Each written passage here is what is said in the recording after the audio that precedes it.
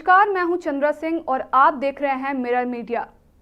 झारखंड के रामगढ़ जिले में स्थित दयाल स्टील कंपनी की अचानक बंदी से लगभग 300 कर्मचारियों की नौकरियां खतरे में पड़ गई हैं।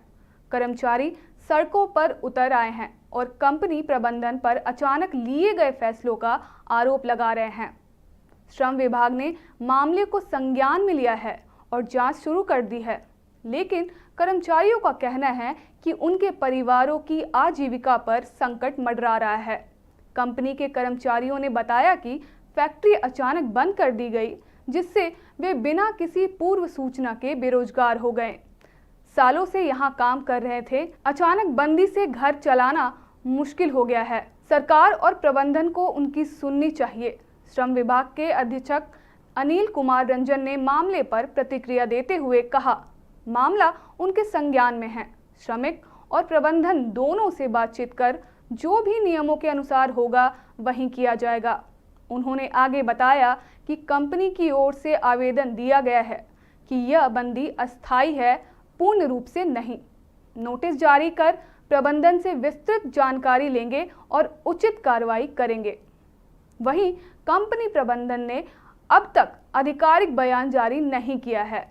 मामला संज्ञान में है और हम लोग इस पर क्या आगे कर सकते हैं, दोनों श्रमिक और प्रबंधन से मिलकर हम लोग इस पर बात करेंगे। आगे जो नियमानुसार होगा उस पर अग्रतर कार्रवाई की जाएगी। सर, पिछले कई दिनों से वो परेशान है, क्या इस संबंध में कोई बातचीत हुई है वहाँ फैक्ट्री में आप लोगों की? आगे आप लोग क्या? फैक्ट्री में 31 अगस्त को उन्होंने एक आवेदन दिया, फैक्ट्री इंस्पेक्टर के नाम से हमें कॉपी दी गई कि वो अस्थायी रूप से वो बंद कर रहे हैं, पूर्णतः बंद नहीं कर रहे हैं, वो भविष्य में चालू करेंगे उसको। तो आप लोग क्या क्या करने वाले हैं?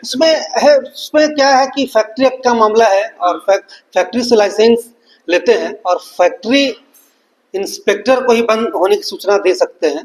हमको कॉपी मिला है, लेकिन चूंकि मजदूर हमारे हैं और उसमें जो श्रम विभाग है उसकी जो मिनिमम वेजेस है, पेमेंट वेजेस क्या बाकी है, ग्रेच्युटी से संबंधित हम लोग देख रहे हैं। नोटिस करके प्रबंधन से उसकी जानकारी ली जाएगी क्या ये स्थिति है, अतः जो श्रम अधिनियम है उसके अनुसार अग्रतर कार्रवाई हम लोग करेंगे। यहाँ बता दें कि भारत में औद्योगिक विवादों को नियंत्रित करने वाला प्रमुख कानून इंडस्ट्रियल डिस्प्यूट एक्ट 1947 के तहत फैक्ट्री बंदी के नियम स्पष्ट हैं।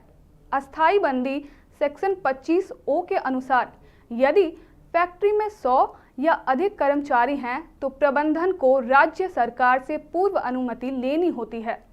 कम से कम 60 दिन का नोटिस देना अनिवार्य है और प्रत्येक कर्मचारी को 15 दिनों की औसत मजदूरी के बराबर मुआवजा मिलना चाहिए। बिना अनुमति के बंदी अवैध मानी जाती है और दंडनीय है।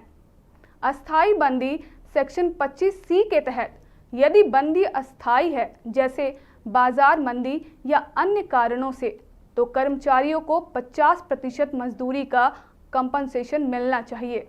यदि ले ऑफ 45 दिनों से अधिक ना हो, यदि इससे अधिक समय तक बंदी रहती है तो अतिरिक्त प्रावधान लागू होते हैं।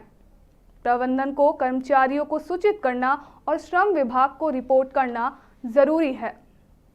श्रम विशेषज्ञ का कहना है कि यदि कंपनी की बंदी अस्थायी है तो कर्मचारियों को कंपनसेशन मिलना चाहिए, अन्यथा यह कानून का उल्लंघन होगा। यदि अस्थायी साबित हुई तो बिना सरकारी अनुमति के यह अवैध होगी।